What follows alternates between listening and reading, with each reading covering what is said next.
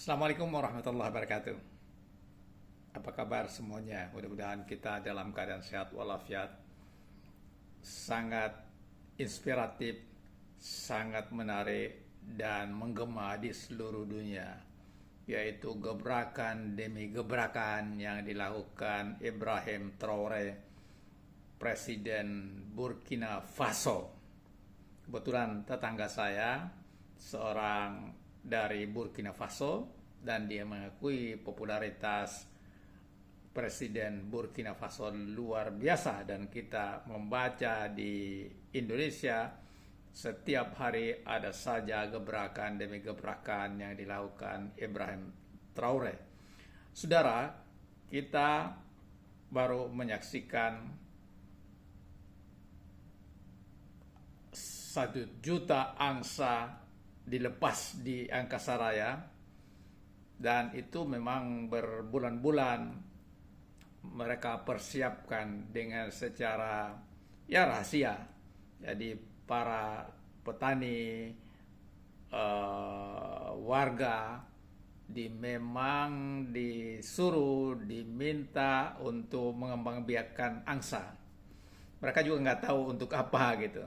Tapi pada saat yang telah ditetapkan, kemudian 1 juta angsa itu dilepas di Angkasa Raya dalam suatu acara yang kemudian diberitakan seluruh dunia apa yang sesungguhnya ingin dicapai dari Ibrahim Traoré. Dia mengatakan dalam pidatonya bahwa angsa itu adalah binatang yang siap menantang alam dan tersebar, bisa terbang di mana-mana, tetapi pada akhirnya akan kembali ke habitatnya semula, yaitu di Burkina Faso. Demikian juga penduduk Burkina Faso bisa bertebaran di berbagai penjuru dunia, tetapi tidak merupakan asal mula mereka. Dan juga dia sampaikan bahwa pelepasan 1 juta angsa itu adalah simbol kemerdekaan, simbol kebebasan, simbol harapan yang memutih di Angkasa Raya yang dilambangkan oleh angsa. Dan tentu juga angsa yang dilepas itu juga menjadi akan dikonsumsi oleh masyarakat, konsumsi masyarakat, dan itu tentu akan menambah gizi masyarakat, dan juga tentu untuk mengembangkan pertanian, karena dari tai angsa yang sendiri bisa menjadi pupuk untuk menyuburkan tanah di Burkina Faso. Itu yang pertama. Yang kedua, saudara-saudara, pada awal Ibrahim Traoré menjadi presiden, Arab Saudi menawarkan 200 masjid untuk dibangun di Burkina Faso, di mana dari 22,4 juta penduduknya 63% adalah Muslim. Tapi Ibrahim Traoré menolak. Dia mengatakan rakyat Burkina Faso sudah terbiasa sembahyang di luar, tidak memerlukan masjid.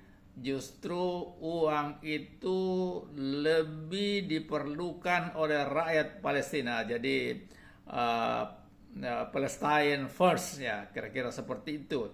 Jadi diserahkan saja, disampaikan saja bantuan itu kepada rakyat Palestina yang memang sangat membutuhkan. Menurut dia, di dalam Islam itu tidak hanya kita harus mengembangkan solidaritas, tetapi juga harus ada keberanian dan pemihakan. Saatnya kita memberi pemihakan kepada rakyat Gaza, rakyat Palestina yang sedang mengalami masalah. Itu masalah kedua. Masalah ketiga yang juga menjadi perhatian dunia, bahwa Traoré ini menolak bantuan atau mau meminjam ke IMF. Pokoknya dia tolak, dia nggak mau ada bantuan. Karena dengan bantuan atau dia meminjam uang ke IMF atau lembaga manapun di dunia, itu akan membuat Burkina Faso terjerat. Nah, dari mana dia dapat uang? Dia melakukan nasionalisasi. Ternyata Burkina Faso ini memiliki kekayaan alam juga yang luar biasa, emas di situ. Dari hasil nasionalisasi, uang itu dia pakai untuk membangun pertanian. Nah, dalam rangka mendorong pertanian itu sendiri dan berbagai pembangunan masif yang dia lakukan, dia keluarkan para tahanan.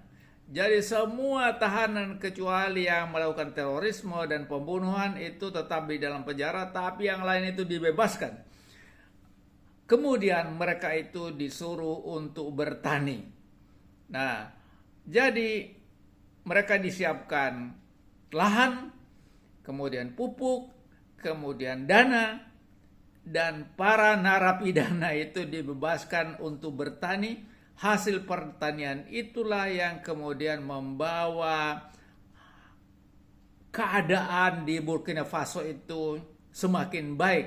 Baiknya apa? Tersedia pangan ya. Kemudian juga umbi-umbian yang lain dilakukan.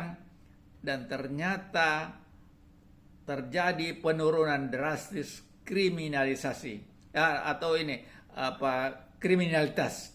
Jadi saudara-saudara, gebrakan ini kemudian banyak disyukuri oleh masyarakat. Walaupun masih ada yang ragu-ragu, khawatir kepada mereka yang pernah dipenjara, tetapi Ibrahim Traoré mengatakan bahwa mereka bisa menjadi baik, bisa menjadi orang yang berguna, bermanfaat bagi bangsa Burkina Faso.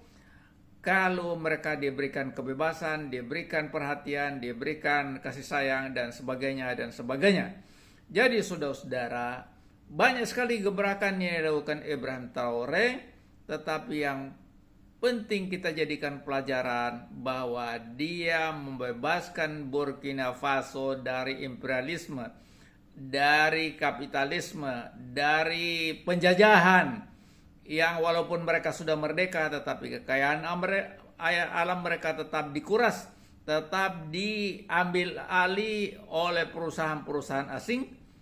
Dan Ibrahim Traoré membebaskan negara mereka dari penjajahan ekonomi yang walaupun secara politik sudah merdeka, tapi Burkina Faso sejatinya tidak merdeka. Mudah-mudahan gebrakan demi gebrakan yang dilakukan Ibrahim Traoré ini, Presiden Burkina Faso, menjadi inspirasi kita, menjadi pelajaran bagi kita untuk memperbaiki Indonesia yang kita cintai ini. Terima kasih. Wassalamualaikum warahmatullahi wabarakatuh.